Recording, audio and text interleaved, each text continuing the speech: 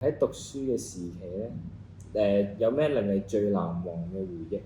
最難忘咧就應該係喺高中嘅時候啦，咁我同啲同學仔一齊咧就搞學生會，咁啊都係好多嘢係自己第一次嘗試啦，咁啊去自己組織活動啦，咁亦都同啲同學仔去商量，點樣去攞一啲嘅商鋪優惠俾啲同學仔啊咁樣，咁亦都咧好多嘅學校嘅政策我哋都會參與啊，咁所以對於我哋嚟講咧係一個好新嘅體驗，咁而嗰一年裡面咧我哋都學到好多嘢嘅，譬如同同學仔之間相處啦，點樣去組織一啲嘅活動啦，籌辦活動嘅能力啦，咁呢樣嘢對我嚟講都好難忘。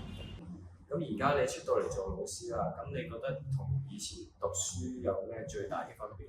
我覺得最大嘅分別，以前讀書就係主要係學習者嘅角色啦，咁而家出咗嚟教書就係作為一個學習嘅傳遞者啦。咁最大嘅分別就係、當而家我哋責任感大咗啦，以前即係做學生嘅時候，咁會容許即係自己有失敗啦，有錯處啦。咁而家做咗老師之後，咁就盡量都要警惕自己，盡量唔好犯錯啦。係啦，咁所以個責任感上面係最大嘅改變。咁如果咧而家俾你翻到去仲讀緊書嘅時候，你會唔會選擇翻去咧？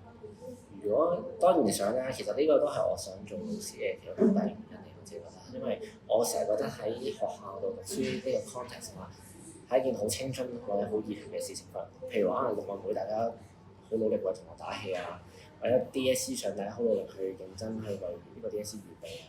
我覺得呢件事仲要可以同一成班呢個 friend 你熟嘅朋友一齊去，即係專注去為一件事努力，我覺得都係好青春嘅事情。入嚟啊！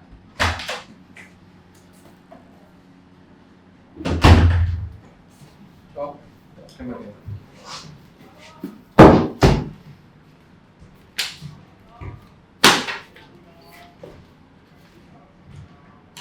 你睇下你做埋啲咩垃圾俾我啊！做又做唔好，又成日遲到早退，你唔好以為我唔知啊！成日喺度偷懶等放工，我住咗嚟做咩啊？你出街瞓啦！你今日同我做埋啲垃圾先好走啊，知唔知啊？如果唔係，聽日唔使又出現啦。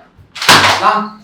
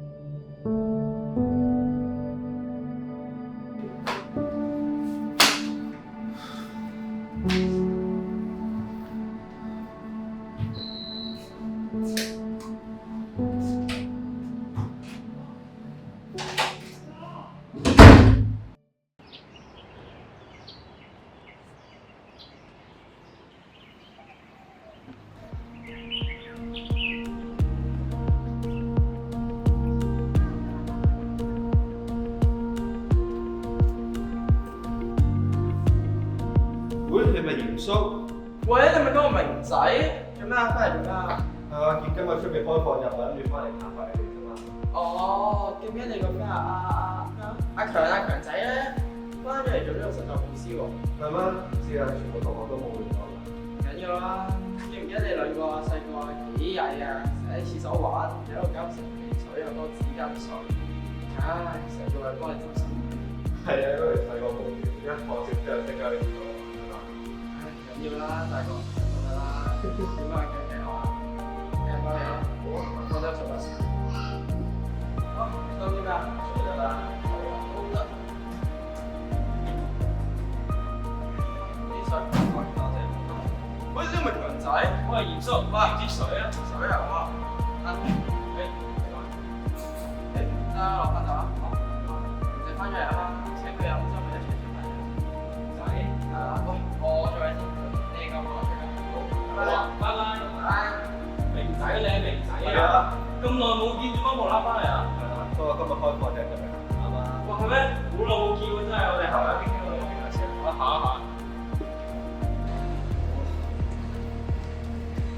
喂，真係估唔到你之前咁嘅成績都捉入到嚟做實習老師啊！嘿，係自己係咁進修，係咁努力先可以做到啫，係自己唔識諗咯，點知？係咧，你而家翻幾多工？都係嗰啲寫字樓工，人工又少，又成日俾人點嚟點去做呢樣做嗰樣。唉，我都差唔多啫，我有時禮拜六日都要翻嚟幫手。唉，唔緊要啦，大家一齊慢慢嚟啦。唉，諗翻起，不過之前校長對我哋好好，又關心我哋啲學生。係啊，不過佢今日出咗去開會，佢唔喺學校。哎呀，可惜啦，仲要去探佢添。喂，唔講翻工嘅，喂，拍拖未先？咦，唔係喎，有戒指喎。係啊，求婚成功啊嘛！嚇，邊個啊？唔係阿喬啊嘛？咁咪就係佢咯，等收貼啦，遲下。哇，真係估唔到喎，恭喜晒你先。誒，唔好講住，咁你咧？我拍我對我個啫嘛。邊個？咯。唔係佢啊！咪就係咯，仲可以邊個啫？哇！估唔到你個衰仔咁都掂到啊！梗係啦，仲唔使講。喂，仲同我坐咗窗喎，使唔使做嘢？哇，係喎，唔記得咗添。咁我去做嘢先，你自己走啊！係，好，拜拜。拜拜。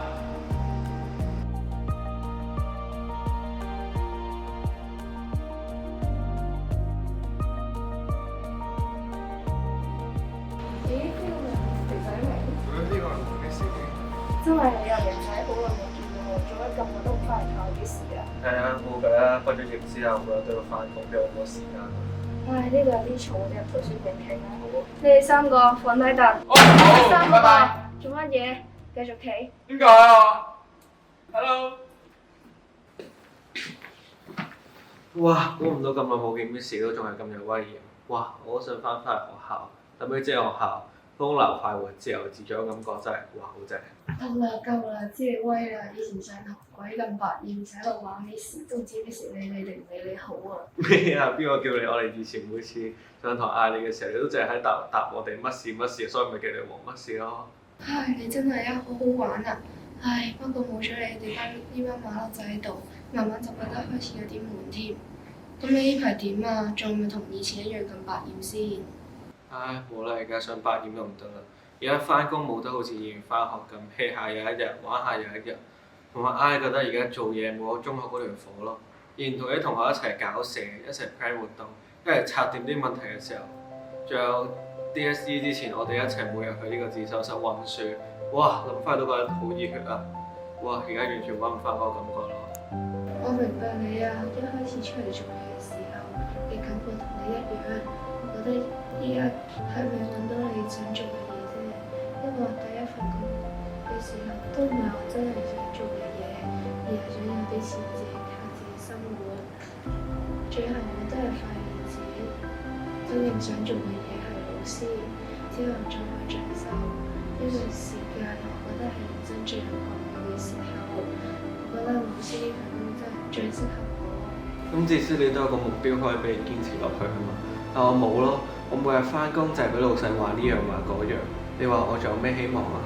咁又唔使講到咁嘅，生活有咩問題或者困難，克服咗佢之後就會一片光明㗎啦。